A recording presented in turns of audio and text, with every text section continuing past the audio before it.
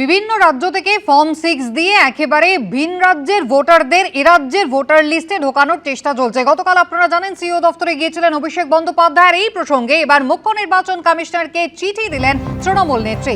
মানুষের গণতান্ত্রিক এবং মৌলিক অধিকার খর্ব করছে কমিশন। চিঠিতে আর কি বলছেন মমতা বন্দ্যোপাধ্যায় কথা বলবো। কৃষ্ণেন্দু অধিকারী রয়েছেন আমাদের সঙ্গে। কৃষ্ণেন্দু, এই প্রথম তো নয়, মমতা বন্দ্যোপাধ্যায় একেবারে শুরু থেকে সেই হরিয়ানা, রাজস্থান, গুজরাট বিভিন্ন রাজ্য থেকে এ রাজ্যের ভোটার তালিকায় নাম ঢোকানো হচ্ছে বলে সরব হয়েছিলেন। এবার এই নিয়ে জ্ঞানেশ কুমারকে চিঠি দিলেন। একদমই তাই, এবং তাৎপর্যপূর্ণভাবে মমতা বন্দ্যোপাধ্যায় এই চিঠিটা লিখেছেন তৃণমূল নেত্রীর বা তৃণমূলের প্যাডে, অর্থাৎ মুখ্যমন্ত্রী হিসেবে নয়, তৃণমূল নেত্রী হিসেবেই মমতা বন্দ্যোপাধ্যায় দেশের মুখ্য নির্বাচন কমিশনারকে এই চিঠি দিচ্ছেন। এবং চিঠির যে বক্তব্য সেটা হচ্ছে ফর্ম 6 জমা পড়ছে, বিজেপি জমা করছে ইলেকশন কমিশন বা রাজ্যের মুখ্য নির্বাচনী আধিকারিকের দপ্তরে, এই বিষয়টা খতিয়ে দেখে প্রয়োজনীয় পদক্ষেপ করতে তার আর্জি জানানো হয়েছে এই চিঠিতে। তুমি জানো যে গতকালই অভিষেক বন্দ্যোপাধ্যায় এক্স হ্যান্ডেলে পোস্ট করেছিলেন, কয়েকটা ভিডিও প্রকাশ্যে এনেছিলেন এবং সরাসরি এক প্রতিনিধি দল নিয়ে তিনি রাজ্যের মুখ্য নির্বাচনী আধিকারিকের দপ্তরে গিয়েছিলেন। সেখানে কথা বলে বাইরে সাংবাদিকদের সামনে তিনি অভিযোগ করেছিলেন যে কাঁড়ি করে রাজ্যের নির্বাচনী আধিকারিকের দপ্তরে এই ফর্ম 6 রাখা হয়েছে এবং এটা বিভিন্ন রাজ্য থেকে তাদের ভোটারদের এই রাজ্যের ভোটার তালিকায় তাদের নাম অন্তর্ভুক্ত করা হচ্ছে। আজকে মমতা বন্দ্যোপাধ্যায় সেই চিঠিতে লিখেছেন যে গণতান্ত্রিক অধিকারকে খর্ব করছে ইলেকশন কমিশন। 200 জনের মৃত্যুর দাবি করে এই এসআইআর প্রক্রিয়ায় মমতা বন্দ্যোপাধ্যায় যেটা চিঠিতে লিখেছেন যে এই ফর্ম 6 জমা দেওয়া হচ্ছে, কাঁড়ি ফর্ম 6 জমা দেওয়া হচ্ছে, সেটা বিজেপি জমা দিচ্ছে, বিভিন্ন জেলা থেকে জমা দিচ্ছে এবং তাৎপর্যপূর্ণভাবে তারা ভিন রাজ্যের বাসিন্দা, অর্থাৎ ভিন রাজ্যের যে ভোটারদের এ রাজ্যের ভোটার হিসেবে ফর্ম 6 যেটা অন্তর্ভুক্তি করার ফর্ম ভোটার তালিকায়, সেই ফর্ম এখানে জমা দেওয়া হচ্ছে এবং সেটা নির্বাচন কমিশনের দপ্তরে জমা দেওয়া হচ্ছে। এটা অনৈতিক, অগণতান্ত্রিক এবং পাশাপাশি বেআইনি। এবং নির্বাচন কমিশনারকে তিনি আর্জি জানিয়েছেন অবিলম্বে বিষয়টি দেখে পদক্ষেপ করতে। এবং এটাও মমতা বন্দ্যোপাধ্যায়, তুমি যেটা বলছিলে যে আগে বারবার অভিযোগ করছিলেন যে বিহার, হরিয়ানা বা অন্যান্য স্টেটের বা অন্যান্য রাজ্যের ভোটারদের এই আমাদের রাজ্যের ভোটার তালিকায় নাম তোলার অভিযোগ করেছেন। তিনি এটাও উল্লেখ করেছেন চিঠিতে যে বিহার, হরিয়ানা, মহারাষ্ট্র, দিল্লির ক্ষেত্রেও ঠিক একই ঘটনা ঘটেছিল, সেখানকার ভোটের আগেও ঠিক একই ঘটনা ঘটেছিল। সেই রেফারেন্স টেনে মমতা বন্দ্যোপাধ্যায় এই ফর্ম 6 কেন ইলেকশন কমিশনের দপ্তরে বা মুখ্য নির্বাচনী আধিকারিকের দপ্তরে জমা দেওয়া হচ্ছে এবং সেখানে হাজার হাজার, অভিষেক বন্দ্যোপাধ্যায় সেই সংখ্যাটা জানিয়েছিলেন 30,000। তুমি জানো যে এমনিতেই নিয়ম হচ্ছে 50-এর বেশি একজন এই ফর্ম 6 জমা দিতে পারে না, সেখানে 600 জনকে জমা দিতে হবে। কারা জমা দিলেন? বিজেপির বিরুদ্ধে এই অভিযোগ করা হচ্ছে, তারা জমা দিয়েছেন। এই গোটা বিষয়টাকে নিয়ে মমতা বন্দ্যোপাধ্যায় তৃণমূল প্যাডে তৃণমূল নেত্রী হিসেবে দেশের নির্বাচন কমিশনারকে চিঠি দিয়েছেন এবং অবিলম্বে বিষয়টা খতিয়ে দেখে প্রয়োজনীয় পদক্ষেপের কথা বলেছেন। তিনি বলছেন যে গণতান্ত্রিক অধিকারকে দুর্বল করা হচ্ছে, গণতান্ত্রিক অধিকারকে খর্ব করা হচ্ছে। এই এসআইআর নিয়ে তার বিস্তর অভিযোগ শুরু থেকে একাধিক চিঠি দিয়েছেন দেশের নির্বাচন কমিশনার জ্ঞানেশ কুমারকে।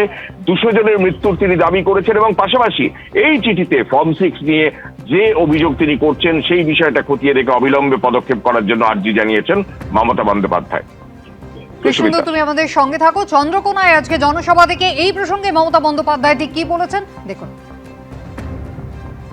যদি দিতে আসে ছাপ্পা, মনে রাখবেন ওটা ওদের ধাপ্পা। যদি দিতে আসে নোট, দেবেন না ভোট। সবাই মিলে বাঁধুন জোট। এরপরে করবে এনআরসি। এখনো বাদ দিচ্ছে নাম।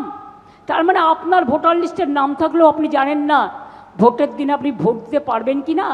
এখনো চক্রান্ত চলছে। আজকে আমি বেরোবার আগে স্ট্রং লেটার লিখে এসছি। বিচারের জন্য কোথায় যায়নি। মানুষ যদি বিচার না পায় সেই দেশটা ধ্বংস হয়ে যায়। দানবের সাথে, ওই বিজেপি দানবের সাথে স্বৈরাচারী দানব, দাঙ্গাকারী দানবের সাথে যারা সংগ্রামের তরে প্রস্তুত হতেছে ঘরে ঘরে। যতই করো কুৎসা, যতই করো চক্রান্ত, দিল্লির জমিদাররা হবে তোমরা ব্যর্থ। আর যতই করো হামলা আবার জিতবে বাংলা, যতই করো হামলা তৃণমূল জিতবে বাংলা, যতই করো হামলা মা বোনেরা জিতবে বাংলা।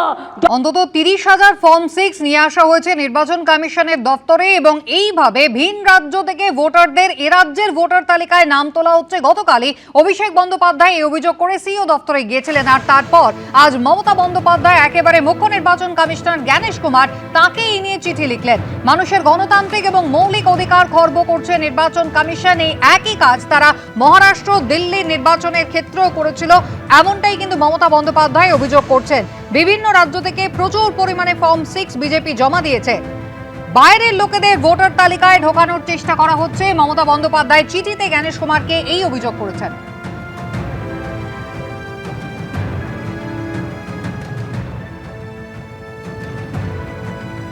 আসছি পরের খবরে। রাজনীতির সঙ্গে তার সম্পর্ক বহুদিনের। বিধানসভা ভোটে লড়াই করার অভিজ্ঞতাও রয়েছে। তিনি নির্বাচিত প্রতিনিধিও। বেহালা পূর্বের বিদায়ী বিধায়ক রত্না চট্টোপাধ্যায়কে এবার বেহালা পশ্চিমে প্রার্থী করেছে তৃণমূল। তাতে অবশ্য খুব বেশি চাপ নিচ্ছেন না রত্না চট্টোপাধ্যায়।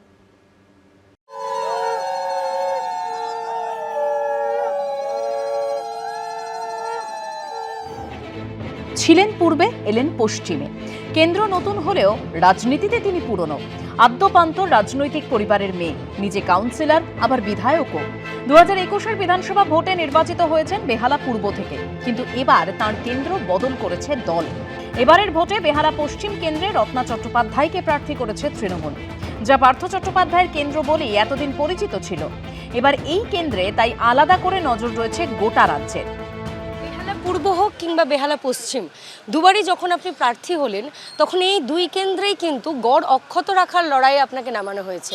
শোভন চট্টোপাধ্যায় ছেড়ে গেছিলেন, সে কেন্দ্রে আপনি একবার দাঁড়িয়েছেন, আর এবারে এই কেন্দ্রে পার্থ চট্টোপাধ্যায়ের মতো একজন ব্যক্তিত্ব, যিনি আপনাদের দলে একসময় মহাসচিব আর তারপরে অন্যতম দুর্নীতির কাণ্ডারি, তার সঙ্গে জড়িয়ে রয়েছে একাধিক কালিমা, সেই সমস্ত কিছু কাটিয়ে উঠে এই গড় অক্ষত রাখতে পারবেন? লড়াইটা কি একটু কঠিন হয়ে গেল? বেহালা পূর্ব বলুন, বেহালা পশ্চিম বলুন, পুরো বেহালায় মানুষ মমতা বন্দ্যোপাধ্যায়ের উপর প্রচণ্ড ভরসা করে।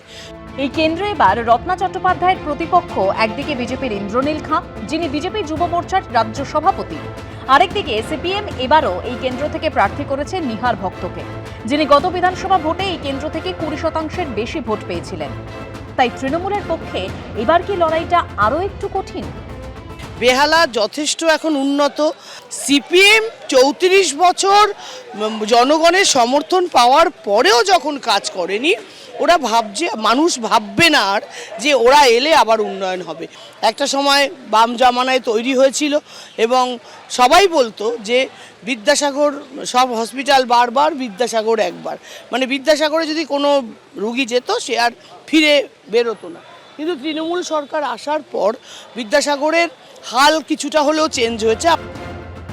সকাল থেকে পুজো দিয়ে বেরিয়ে পড়ছেন প্রচারে। সকালে এক দফা, আবার বিকেলে আরেক দফা। চৈত্রের গরমেও হুটখোলা জিপে চড়ে প্রচার করছেন রত্না চট্টোপাধ্যায়।